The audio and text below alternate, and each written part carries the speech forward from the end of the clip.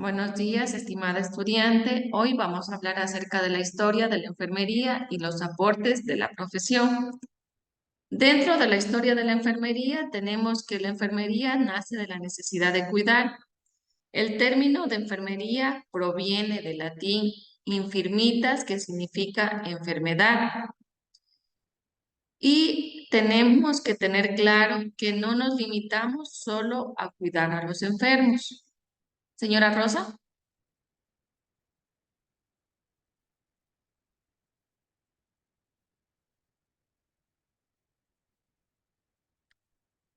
Señora Rosa, ¿me escucha?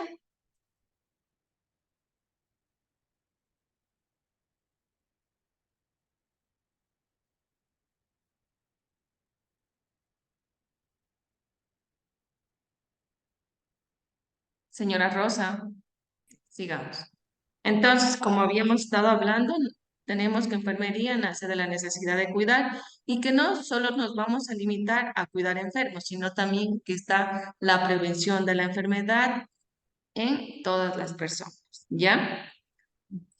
Ahora, dentro de la historia de enfermería tenemos cuatro fases por las que ha pasado la enfermería.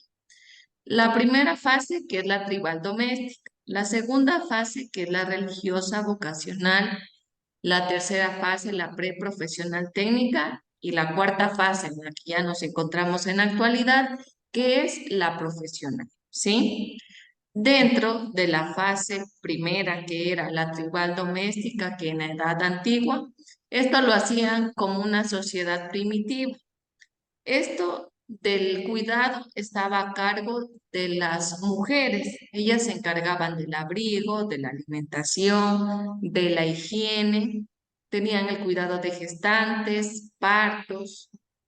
Y aquí practicaban el fuego como una práctica de alivio del dolor, que aplicando fuego a los pacientes o deteniendo a los pacientes junto al fuego, al lado del fuego, como para que caliente el cuerpo, iba a ser un alivio a los dolores que tenía este paciente. Aquí también aparecen los brujos y chamanes que habían en ese entonces. Ahí no habían médicos, lo que había era brujos y chamanes y las mujeres estaban a cargo del cuidado, de la alimentación y de la higiene de las personas. Señora Ross, cualquier pregunta que tenga, me la hace saber, ¿sí? Me Ya, interrumpe y me dice, ¿sabe que aquí no está claro? Por favor, aclare, ¿sí? ya. Ya. Entonces, aquí también hemos puesto un poco de la civilización china, de la civilización romana, de la civilización hindú, porque en estos tres lugares practicaban o tenían técnicas diferentes de cuidado. En la civilización china, la salud estaba como un estado de armonía del espíritu consigo mismo y con el universo. Aquí se practicaba una medicina tradicional. El yin y el yang era como un equilibrio del cuerpo. Habían aquí tratamientos como infusiones, curaciones, hierbas y todo tipo básico de cuidado y tratamiento. En la civilización romana, los esclavos en cambio cuidaban a los enfermos eran aislados, estaban más interesados en ganar territorio que en avances de la medicina. Aquí los enfermos, a diferencia de la civilización china, que habían tratamientos, infusiones, que había un cuidado básico de los enfermos, en cambio vemos acá que en la civilización romana los enfermos eran aislados, ¿sí? A los criados o a los esclavos eran a quienes cuidaban o ponían a cargo del cuidado de los enfermos, ¿ya? En cambio, en la civilización hindú había la influencia de los dioses, los estilos de vida basados en el libro de los Vedas, las leyes morales del actuar y los médicos cirujanos hindúes fueron los primeros en realizar una extracción de amígdalas, amputaciones y partos por cesárea. Aquí, entre estas tres civilizaciones, señora Ross, ¿cuál cree que fue la más avanzada?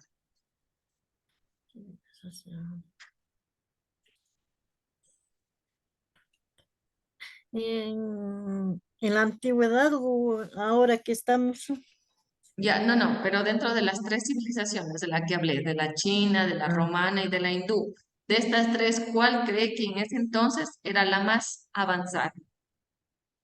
en la hindú, La hindú, ¿no es cierto? ¿Por qué era la hindú? porque ha habido ahí médicos cirujanos, Claro, ¿no es cierto? Ahí empezaron a hacer las primeras cirugías, ¿no es cierto? La extracción de las amígdalas, las amputaciones y los partos por cesárea, que a diferencia de la China y de la civilización romana, esta tuvo como con un gran avance a diferencia de las otras. ¿Sí? Sigamos. y antiguamente si ha habido cesárea, También había cesárea. porque Sí. decían que hacían, la gente antiguamente no es que hacían cesárea solo así con remedios curativos, les sacaban, entonces se ha habido, porque estoy viendo ahorita. Sí, no, pero o sea, que sería unos 200 años atrás, donde se empezó a practicar la cesárea. Anteriormente, pues desconocían de esta técnica, no había ni la anestesia, poco a poco iban habiendo avances, entonces conforme habían avances, es que iba ya descubriendo más técnicas para poder realizar las cesáreas. Anteriormente solo eran los partos vaginales. Si no habían Ah, partos vaginales, a veces se complicaba la paciente y llegaba a morir no solo la mujer gestante, sino también el bebé, claro, así pasaba, se ha pasado. ¿sí? Ahora, vamos, la primera fase que revisamos anteriormente era la tribal doméstica. Ahora vamos a ver perdón, la tribal, ahora vamos con la etapa doméstica, ¿ya? En esta etapa doméstica, la mujer se hacía cargo del cuidado del hogar, como ya lo habíamos mencionado. Esta estaba a cargo del abrigo, de la alimentación, y como hay hasta en la actualidad, así como las personas curanderas que a base de plantas, de infusiones de las plantas, realizan aguas para aliviar el dolor. En esta etapa ya existía esto. Desde la antigüedad es que se viene dando esto de los cuidados por medio de las plantas medicinales, de ir a los curanderos, ¿ya? Aquí Sí. también podemos hablar de las diaconisas y de las matronas. Las diaconisas que se da en el siglo III y en el siglo IV son mujeres maduras, viudas o vírgenes con experiencia en el cuidado de otras personas. Estas diaconisas se distinguían por sus atuendos blancos, que tenía como un símbolo de virginidad. Eran personas muy respetadas y consagradas y estaban situadas a nivel del clero. ¿Qué quiere decir el clero a nivel de la iglesia? ¿Sí? Estas como que formaban parte de la iglesia, ¿ya? Ahora, en cambio, las matronas en el siglo V y en el siglo VI eran mujeres ricas que se dedicaban al cuidado de los enfermos y los pobres. Aquí hay dos personas importantísimas que dieron como este incentivo para que las demás matronas ayuden a los enfermos. Aquí está Marcela y Fabiola. Marcela ofreció su casa como un monasterio para poder cuidar a los enfermos. En cambio, Fabiola convirtió su palacio en el primer hospital gratuito de Roma. Aquí al lado izquierdo, aquí donde está mi cursor, podemos Sí. observar, miren, aquí están los enfermos y aquí está Fabiola ayudando a los enfermos. Ah, ¿Ya? sí. ¿Preguntas tal vez? Ya pasó. Dígame. La diacónisis es a cual cuida mujeres maduras y viudas a la vieja experiencia. Ellas eran viudas, pero que estaban consagradas como la iglesia. En cambio, Ah, las matronas son como en la actualidad, personas que tenemos, hay lugares donde hay propiamente las matronas que se encargan de poder acomodar a los bebés. No sé si he escuchado que hay esas no, personas esas ellas no son como usted, digamos, parteras. son parteras, ellas así del Sí, campo. parteras. Entonces, en esta fase doméstica ya habían las diaconisas y también las matronas. Las diaconisas en la actualidad pueden ser las madres que tienen los orfanatos y que se encargan del cuidado de los niños en cambio. En Ah, el siglo III y en el siglo IV habían las mujeres, pero que estas en cambio se formaban parte de la iglesia y estas ayudaban a los enfermos. Y estas eran así como unas monjitas que estaban vestidas con atuendos blancos como un símbolo de virginidad. ay, ay, gracias, la entendí. ¿Ya? Entonces, las matronas, en cambio, eran las mujeres que tenían dinero y iban a cuidar a los pobres y a los enfermos. Como no tenían dinero, los pobres, los enfermos no tenían dinero, estas mujeres que eran ricas, que tenían mucho dinero, entregaron, mire, sus casas para poder ofrecer como un hospital o como una residencia para que los enfermos puedan llegar a ser atendidos y a cuidarlos también. ¿Ya? Ya les está claro. Aquí también tenemos las vírgenes y también las viudas. Las vírgenes eran de labores eclesiásticas, tenían ejercicios religiosos y eran precursoras de las monjas. Acá las viudas estaban al cuidado del pobre y el enfermo, tenían la prohibición de casarse y el papel más importante que tienen en la historia de la enfermería es que tienen la creación de hospitales, que ofrecieron sus casas para poder cuidar a los enfermos. Aquí también hay un cambio de la idea de la enfermedad. Anteriormente tenían esta idea de que si alguien se enfermaba era como una brujería, ¿ya? No es que era un estado físico en el que el paciente podía enfermar, sino que si alguien enfermaba, culpaban a la brujería o decían que alguien nos embrujó, que alguien nos hizo que enferme. Aquí ya está cambiando esta idea de que la enfermedad estaba concebida como una brujería o como algo espiritual que en ese entonces tenían, ¿ya? ¿Preguntas tal vez? No, sí está entendido. Ahora, dentro de la fase religiosa vocacional en Edad Media, aquí al hablar de fase religiosa vocacional, ya podemos tener una idea de que aquí está el cristianismo, el amor a los enfermos, a los pobres. Aquí se utilizaba más la oración para cuidar, para curar, ¿sí? Aquí no se encargaban de cuidar al enfermo, de tratar que sane, pero más se centraban en orar por la persona para que sane. Nos quedaban muchos cuidados como tal para que la persona se recupere, sino que se utilizaba más la oración, ¿sí? Porque aquí era ya más el cristianismo que estaba involucrado en esta fase religiosa, ¿ya? Aquí están dos palabras importantes. El cuidar era una vocación y la salud era un don divino. Aquí pensaban que la enfermedad era un castigo del diablo, ¿ya? La salud estaba como un don divino. Si alguien tenía salud, es que estaba bendecido por Dios, que tenía un don divino que se le había dado. Si alguien enfermaba, es que ya estaba poseído por el diablo, que el diablo le dio esa enfermedad y como un castigo, ¿ya?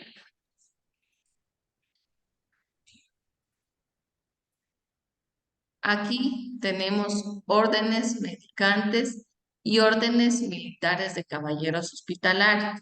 Aquí en las órdenes medicantes podemos observar a los franciscanos y a las clarisas. Estos franciscanos y clarisas eran fundadas por San Francisco de Asís, que también cumple un papel importante dentro de la iglesia. San Francisco de Asís, ¿qué hace? Renuncia a sus bienes y forma una comunidad cristiana que iba a cuidar a los enfermos y a los leprosos. Esta orden se iba a encargar al principio del cuidado del enfermo y luego la parte espiritual y del alma, de aquellos que recibían ayudas caritativas. Aquí más se centraba todo en la oración. Si yo oraba por esta persona, estaba intercediendo por su enfermedad para que esté sana, ¿ya? En las órdenes militares de caballeros hospitalarios, aquí iban a curar a los heridos, a los militares que enfermaban. Fundan hospitales a lo largo del camino de Jerusalén. Aquí la disciplina y la unificación de una vestimenta para que asistan a los enfermos. Aquí como que ya se vio los primeros uniformes para que cuiden a los enfermos, para poder distinguir a aquellas personas que estaban al cuidado, ¿sí? Sí. ¿Preguntas tal vez? No, sí estoy entendiendo. Miren, estábamos en la fase tribal doméstica, estuvimos en la fase religiosa y ahora llegamos a la fase preprofesional, señora Rosa, en edad moderna. Los cuidados eran el razón de ser de la profesión y la salud, la ausencia de la enfermedad. Entonces, la tradición oral, que la amalgama de saberes, los sanadores, la aproximación al quehacer enfermo, y la tradición escrita, Humberto de Romas, el enfermero, es quien tiene el cuidado general de los enfermos y de la enfermería. Aquí se evidencia el quehacer enfermo. San Vicente de Paúl, de las Hermanas de la Caridad, en 1836, el Instituto de Diaconisas de Kaiserwerth, en Alemania, da la formación de 3 años. Aquí las personas ya tenían una formación en farmacología y cuidados de los enfermos. Aquí el uniforme ya era obligatorio y aquí como Flores Nightingale, que es la fundadora de enfermería, que es la primera persona que se encargó de cuidar a los enfermos, que tuvo este don de vocación de ayudar a las demás personas, es quien tiene un papel importantísimo. Más adelante ya lo vamos a ir especificando cómo es que Florence tiene un papel importante y es conocida como la fundadora de enfermería. Esto se expandió por Alemania y Europa. Aquí miren, en la fase preprofesional, los hospitales no reunían todas las condiciones sanitarias para poder llevar a cabo una salud ideal en el paciente. Los hospitales en ese entonces tenían falta de iluminación natural, tenían unas salas repletas con enfermos y aquí la higiene no era practicada, era muy olvidada la higiene. La enfermedad pierde connotación religiosa. El auxiliar del médico depende claramente de él, ya que esto establece y ordena las actividades que se van a ejecutar. Aquí aparecen enfermedades como la fiebre amarilla, la tifoidea y el cólera. Se consideró a la salud como un derecho propio del hombre. En este entonces, en esta época preprofesional, los hospitales, tal como lo ve en la imagen, ¿no es cierto? ¿Qué es lo importante que usted ve en la imagen, señora Rosa?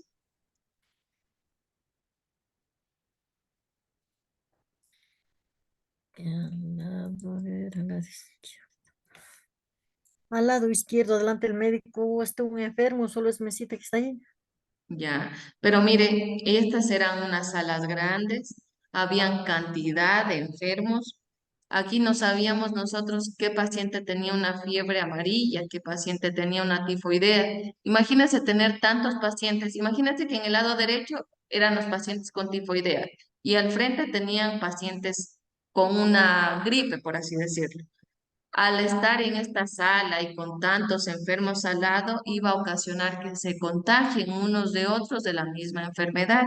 Por eso en la actualidad, en los hospitales que nosotros podemos ir, pedir atención médica, están divididas por salas, ¿no es cierto? Desde los pacientes que están más contagiosos a los que están menos contagiosos. No podemos mezclar a estos pacientes que tienen unas enfermedades contagiosas con las que no los tienen, o colocar a pacientes pediátricos o a niños con pacientes adultos mayores porque pueden contagiarse de la misma enfermedad. En ese entonces no tenían conocimientos básicos de lo que en la actualidad tenemos, que nosotros tenemos que dividir por habitaciones, por pisos. Ahora existe pediatría, ahora existe cirugía, tenemos también clínica, que en el área de clínica tenemos a todos los pacientes que tienen enfermedades infectocontagiosas para poderlos dividir por secciones y evitar que se contagien unos de otros con la misma enfermedad. ¿Ya? Aquí, aparecen también muchos métodos para poder diagnosticar enfermedades. Aquí el avance en los diagnósticos y tratamientos de las enfermedades. Aquí podemos observar unos inventos y descubrimientos. Aquí ya vemos un poco de la evolución de la medicina. Elementos de apoyo de diagnóstico, como lo podemos observar aquí, al electrocardiograma, al laringoscopio, el oftalmoscopio y el esfigmomanómetro. Este esfigmomanómetro que es importantísimo para poder tomar la presión arterial en la persona. Imagínense que tenía que realizarle una cirugía a un paciente. Si no tomábamos la presión arterial del paciente y este era un paciente hipertenso, el paciente durante la cirugía podía tener un paro cardíaco y podía morir. Entonces, qué importante tener estos avances de la medicina para poder nosotros evaluar y diagnosticar a los pacientes a tiempo, ¿sí? En 1845 se hizo uso de la jeringa hipodérmica que va a la dermis, ¿sí? Que con esta jeringa hipodérmica nosotros podemos aplicar vacunas al paciente, nosotros podemos realizar una prueba de sensibilidad de la penicilina. Aquí en 1929 tuvimos la antisepsia y el descubrimiento de la penicilina. ¿Qué quiere decir la antisepsia? La eliminación física de barreras o por medio de la flotación poder eliminar todos los microorganismos que se encuentran en la piel del paciente. Aquí una medida de antisepsia puede ser el lavado de manos o también cuando se lleva a cabo las cirugías antes de realizar la cirugía en el sitio quirúrgico, por ejemplo, una apendicitis o una cirugía, una cesárea, en la pelvis de la paciente van a llevar una antisepsia a cabo con un antiséptico como puede ser la iodopovidona. Entonces, en 1929 es que se descubre esta antisepsia que se puede llevar a cabo para prevenir infecciones en el paciente. ¿Ya? Aquí hay grandes avances en el manejo de las enfermedades infecciosas. La enfermera tiene que conocer y manejar adecuadamente todos estos avances y brindar el verdadero cuidado integral del paciente. ¿Sí? ¿Preguntas hasta aquí, señora Rosa? No, sí está entendido, licenciado. ¿Sí? Sí. De todos estos elementos de apoyo diagnóstico, como es el electrocardiograma, el laringoscopio, el oftalmoscopio y el esfigmomanómetro, ¿cuál cree usted que es el más importante?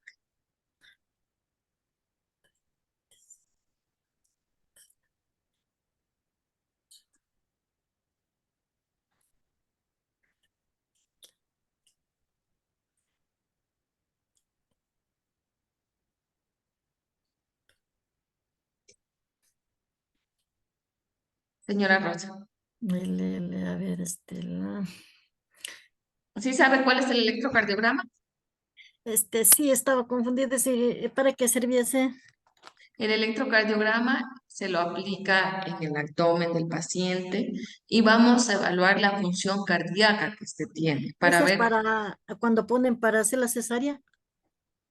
No. No, en todas las cirugías, sea cesárea o no, se realiza el electrocardiograma para ver la función cardíaca del paciente, para ver si el ritmo cardíaco es el correcto. Imagínense un paciente que tenga una taquicardia. El electrocardiograma va a ver que el ritmo sinusual del paciente va a variar. ¿Ya? El ¿Y es que laringoscopio, que es este de aquí, mire, este es el laringoscopio, el que lo estoy señalando aquí. El laringoscopio nos va a servir para poder intubar al paciente. Imaginemos que tenemos un paciente que sufrió una quemadura general de su cuerpo. Este paciente va a empezar su garganta a edematizarse. ¿Qué quiere decir edematizar? Que se va a hinchar. Se empieza como a edematizar, como hinchar. Nosotros necesitamos colocarle una intubación mecánica o darle una ventilación artificial al paciente. Con este laringoscopio nos va a servir para poder haber una apertura de la tráquea y colocar la ventilación mecánica del paciente. Entonces, laringoscopio nos va a servir muchísimo para salvar la vida del paciente. Imagínense que es una emergencia, el paciente se empieza a dematizar, el paciente no puede respirar por sí mismo, entonces con el laringoscopio nos va a servir para poder intubar y darle una ventilación mecánica al paciente, ¿ya? El oftalmoscopio, como lo vemos aquí, vamos a valorar la función visual del paciente. Aquí hubo el primer avance del oftalmoscopio y aquí desde ese entonces ya pueden ir midiendo la miopía o el astigmatismo que el paciente presente, ¿ya?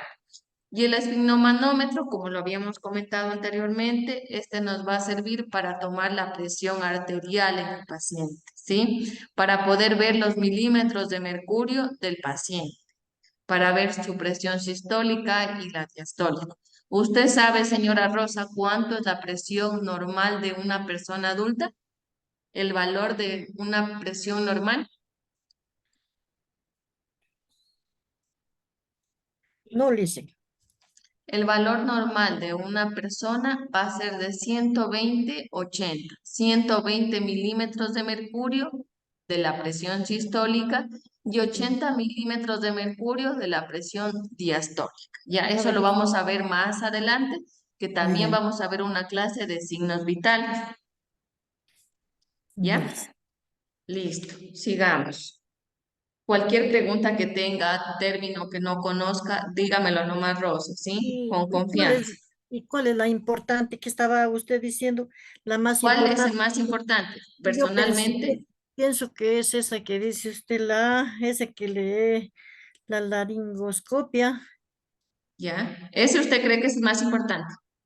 Sí, porque si no le puede faltar el aire, porque esa como usted que decía que le apretaba algo así en la garganta, le comprendí.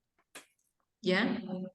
Sí, igual. Yo, si usted me pregunta a mí, yo creo que también en la laringoscopia, al igual que el electrocardiograma. Con el electrocardiograma vamos a valorar la función cardíaca del paciente y si el paciente tiene alguna alteración cardíaca, no se le va a realizar la cirugía. Entonces, con este electrocardiograma nosotros también podemos prevenir una muerte del paciente, al igual que el laringoscopio. Entonces, Así todos es. estos cuatro dispositivos médicos son importantísimos para poder diagnosticar sobre todo, ¿sí? El laringoscopio nos va a servir para salvar la vida del paciente en situaciones de emergencia. En cuidados intensivos, donde se necesita tener al paciente con unos cuidados de enfermería altísimos porque son pacientes que están con riesgo su vida, entonces que la mayoría de ellos están anestesiados, que tienen una ventilación mecánica que no, que su anatomía, su fisiología no funciona por sí mismos. Aquí es importantísimo tener el laringoscopio en el paciente. ¿Ya?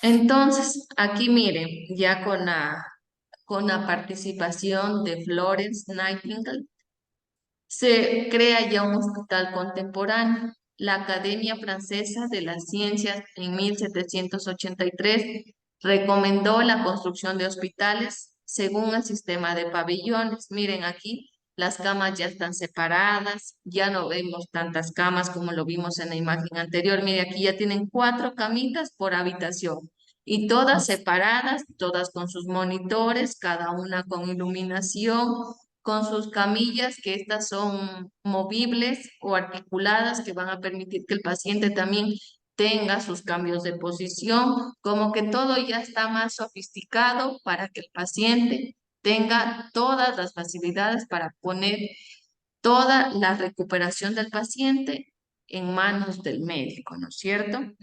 Los médicos, mediante recaudaciones de fondos, fundaron los hospitales y asumieron la dirección de los hospitales, adquiriendo cada vez mayor poder. Aquí los médicos ya estaban teniendo mayor poder, ya no tanto la iglesia, sino los médicos ya tenían una idea más clara de los hospitales, cómo tenían que estar ubicados, las camas, cómo tenían que estar repartidas para que los pacientes no se contagien porque había muchas enfermedades infectocontagiosas. Empezaba un paciente con una fiebre amarilla, todos se empezaban a contagiar y no se debía a que no había un buen lavado de manos, sino más bien a la distribución de los pacientes dentro del área donde estaban colocados.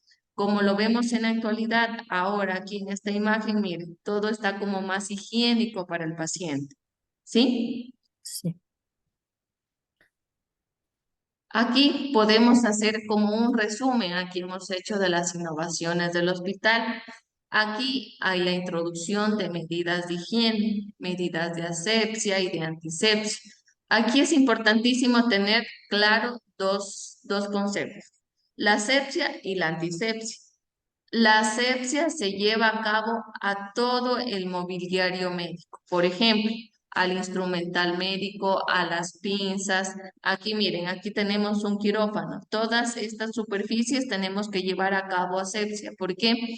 Porque estas superficies no tienen vida. Estas son superficies inanimadas que no tienen vida. En cambio, la antisepsia se lleva a cabo en superficies como piel, como las manos, en donde nosotros por flotación vamos a llevar a cabo la antisepsia y va a haber la eliminación de estos microorganismos. La antisepsia la vamos a llevar a cabo con un jabón antiséptico, ¿sí? Aquí está, la antisepsia como el lavado de manos y el uso de guantes. El uso de guantes también es importantísimo para no tener el contacto directo con los fluidos del paciente, porque si nosotros tenemos el contacto directo con los fluidos del paciente, imaginemos que tenemos un paciente con VIH. Si yo voy, toco imaginemos que es una paciente que está consangrada, voy, toco esa sangre directamente con mis manos, me voy a contagiar de VIH.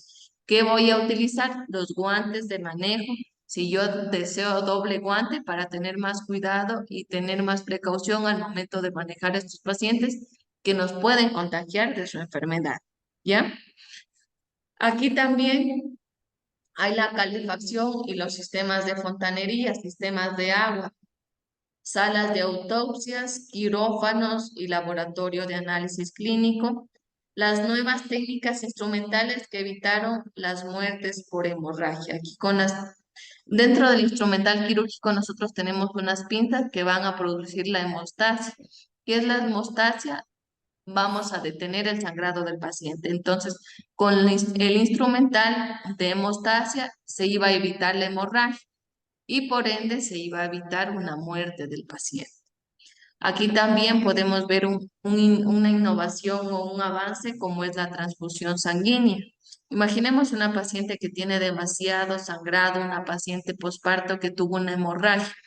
Si a esta paciente que tiene hemorragia y no le transfundimos glóbulos rojos y no le transfundimos plaquetas, esta paciente puede llegar a morir.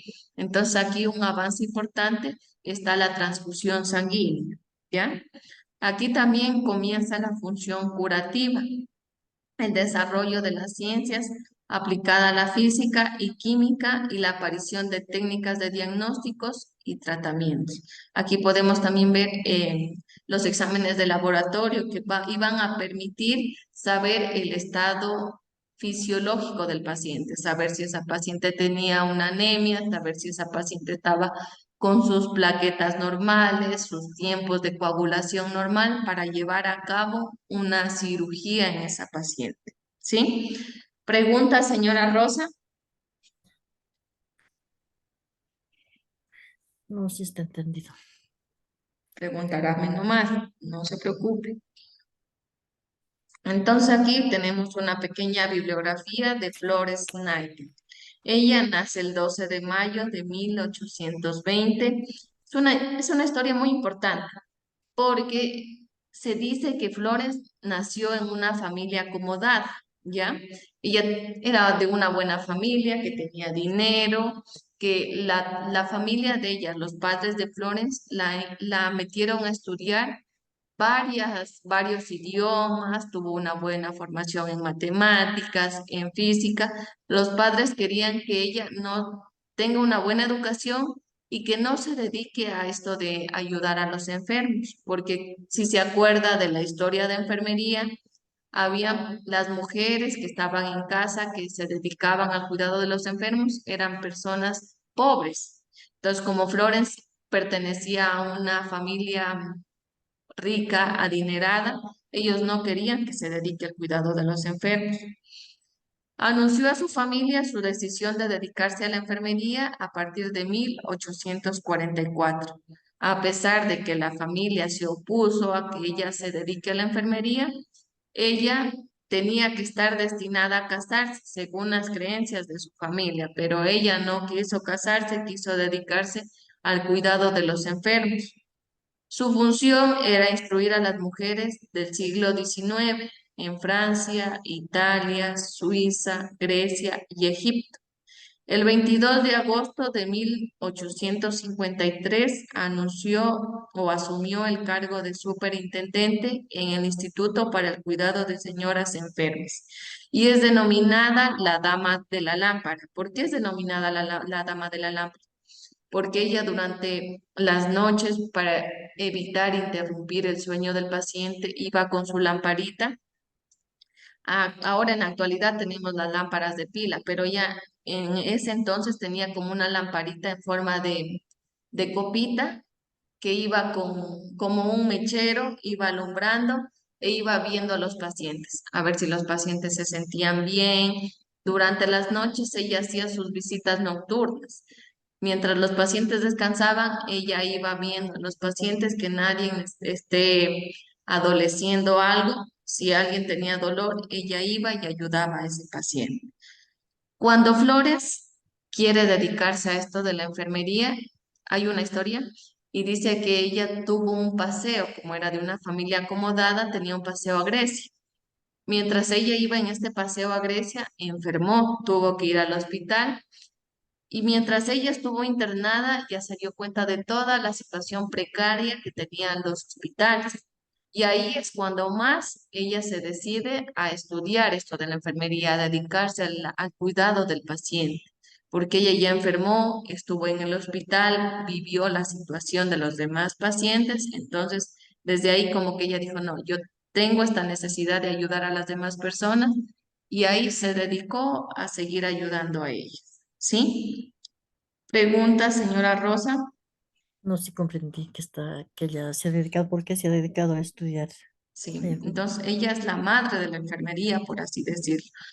Y también es denominada como la dama de la lámpara, porque cuando hubieron las guerras de Crimea, ella se encargó de también ayudar a los militares, a todos los que estaban enfermos, ella se dedicó a ayudar a los que venían heridos por heridas de bala en la guerra, ella dedicaba su tiempo a cuidarlos, ¿ya?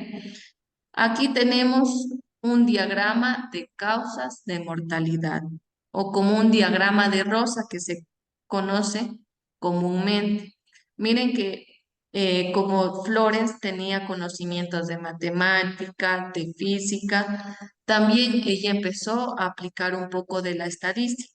Aquí nosotros podemos ver las causas de muerte. Mire, aquí en abril, en mayo, en junio, en julio y en agosto estaban las causas. En estos negritos son todas las muertes. Aquí son enfermos que tienen enfermedades infectocontagiosas y aquí están todos los enfermos que tienen como heridas de bala, que se recuperaron exitosamente.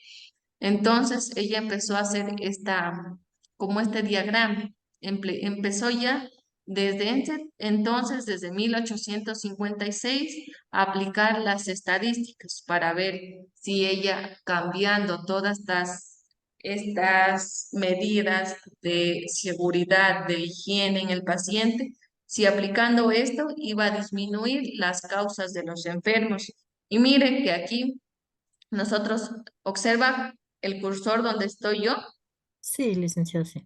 Ya, mire que aquí en abril eran altos los índices. Ella empezó a pintar y aquí eran altos los índices de enfermos. Pero ella aplicó ya las medidas en julio, agosto. Mire que aquí en septiembre empieza a disminuir.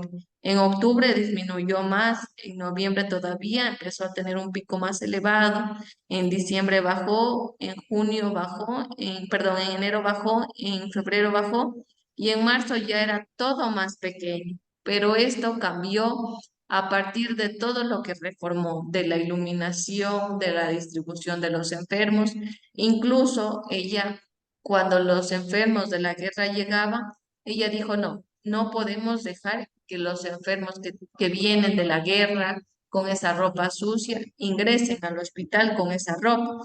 A partir de lo que Flores empezó a establecer todas estas como teorías de que siguió cambiándole la ropa al paciente y aplicando ropa solo de hospital, iba a disminuir el nivel de infecciones y es efectivo esto, porque a partir de lo que ella empezó a tener todas estas mejorías en la higiene, en la alimentación, en cambiar la ropa de los pacientes, en que la ropa de los pacientes tenía que ser lavada periódicamente para que no se contagien de enfermedades hospitalarias, dio resultados, porque mire, en abril era alto los enfermos que existían y acá para marzo, mire cómo disminuyó totalmente.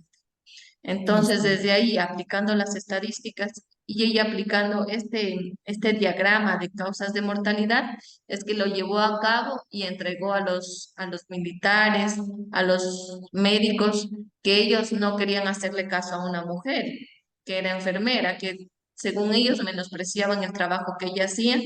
Pero con este diagrama es que ella fue y como que les cayó la boca. Les dijo, miren, aquí yo he hecho este dibujo y a partir de este dibujo yo veo que aplicando todas estas normas de seguridad en el paciente es que mejoramos también las estadísticas y tenemos menos pacientes que se enferman con enfermedades hospitalarias. ¿Sí? Sí, listo, sí comprendo. ¿Ya? Entonces, desde 1855 a 1856 ya se empezó a aplicar estadísticas para ver la mejoría de los pacientes, para ver si aplicando todas estas medidas los pacientes mejoraban o empeoraban. ¿Ya? Aquí, en la guerra de Crimea, entre octubre de 1853 y febrero de 1856, hubo un conflicto bélico entre el Imperio Ruso y la Alianza del Reino Unido.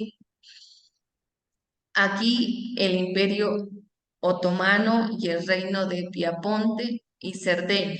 Las tareas de enfermería a principios del siglo XX fueron, mire, todo lo que cambió la Flores: asear a los enfermos, vestir a los enfermos, cuidar el mantenimiento de su tranquilidad, tratarlos con esmero, cariño y buenas formas, limpiar camas y mobiliario, porque esto es importantísimo. Si solo nos ocupamos del enfermo y si no nos ocupamos de la unidad del paciente que está comprendida por la cama, por el velador, si no limpiamos esto, ahí se van a acumular todos los microorganismos que pueden dar hincapié o pueden dar el inicio para que el paciente desarrolle una enfermedad infecto contagioso.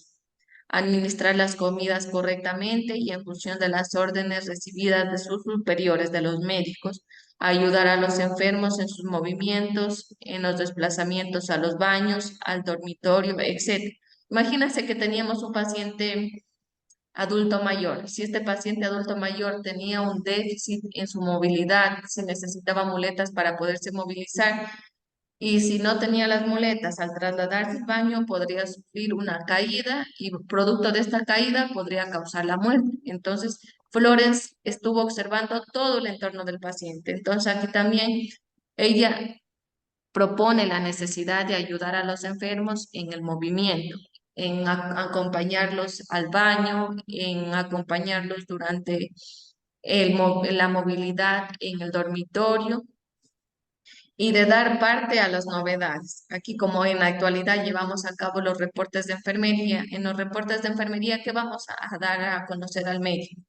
Si el paciente tomó toda su medicación, si el paciente colaboró, si el paciente tuvo un alza térmica, si el paciente estuvo con dolor de cabeza, si el paciente tuvo alguna migraña. Entonces, todas estas novedades, ya Flores empezó en 1856 a dar a conocer, a pedir que cualquier novedad que haya del paciente lo comunique para ver nosotros qué podemos hacer por el paciente.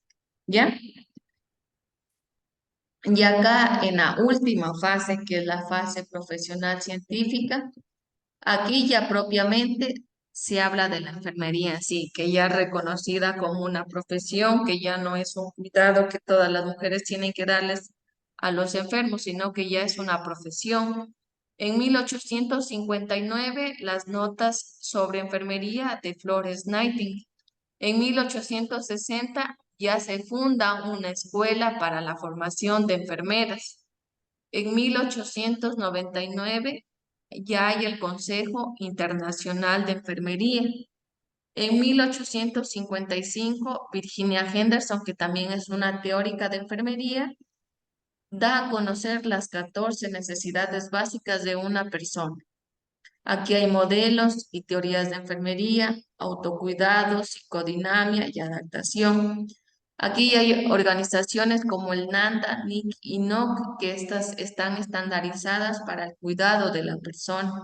Y aquí la profesionalización de enfermería ya está una cátedra universitaria, ya es reconocida como un tercer nivel y hay grados postuniversitarios. Aquí ya también las personas pueden formarse no solo con tercer nivel, sino también con un cuarto nivel.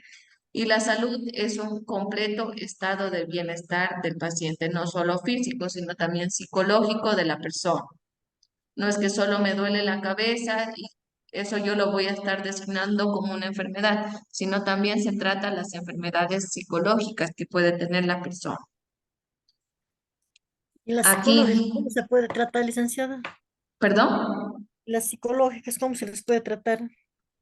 Con apoyo de enfermería del personal, porque ustedes saben que al paciente psiquiátrico o psicológico, el paciente que tiene depresión, el paciente que tiene mucha ansiedad, estos pacientes nosotros podemos darles o evaluarlos por medio del médico psiquiatra, ¿sí? Propiamente ya el psiquiatra.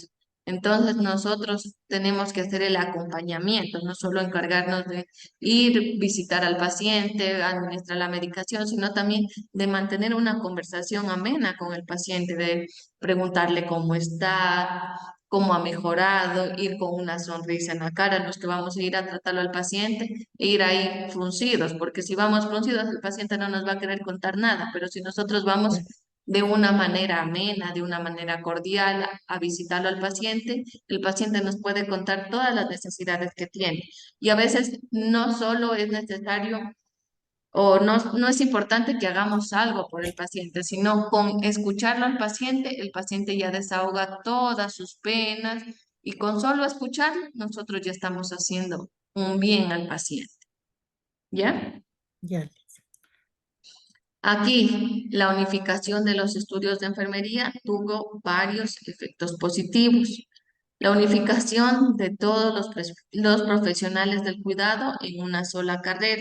Miren que aquí ya 4 años tenían que estudiar para ellos poder formarse como enfermeros.